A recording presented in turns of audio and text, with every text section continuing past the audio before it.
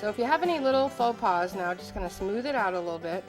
And right here where the head's going to go right here, so that's why it doesn't matter how that looks really. And so to pipe the head, I'm going to do this from the side so you can see it pretty well, I think.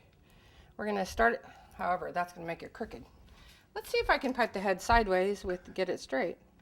Build up, this is the 11 still, building up really slow, moving up slow till you get right to the curve.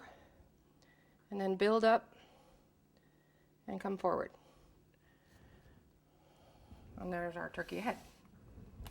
Is it straight? Not bad. Okay, if we're lucky, later on he'll get some ice. Okay, we also need turkey feathers. If I don't put them in now, I'll probably forget. But I really don't want to put them in. So I might mush them and have to fix them later. But we just did the same 11 tip. Just pull out a few little feathers on our little guy.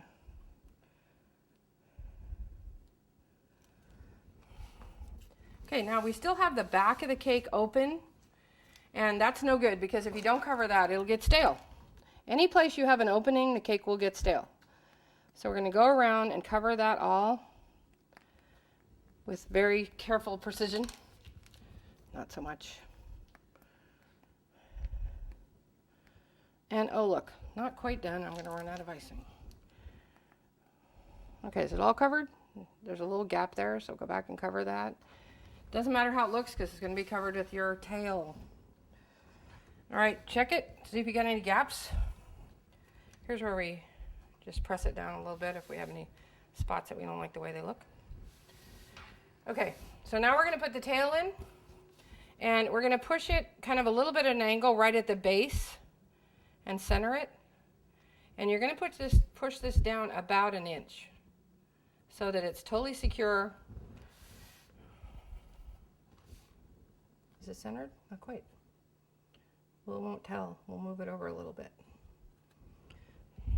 There we go. You don't want to put it more than about an inch into your cake because it doesn't need to be. And like I said, if you put it too far, it'll cut off the back of your cake and it'll fall off the whole back of your cake. If you're insecure, and a lot of us are.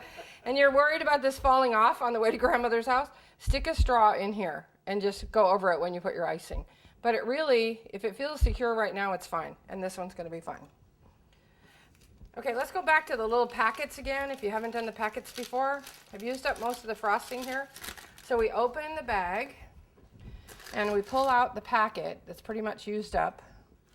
And if you look inside the bag, you'll see it's pretty clean. There's not a bunch of icing all over. Then we're going to put another little packet in, cut it off even with top of the icing, and stick that back in and you're good to go. So see, no muss, no fuss. I haven't got anything on me yet.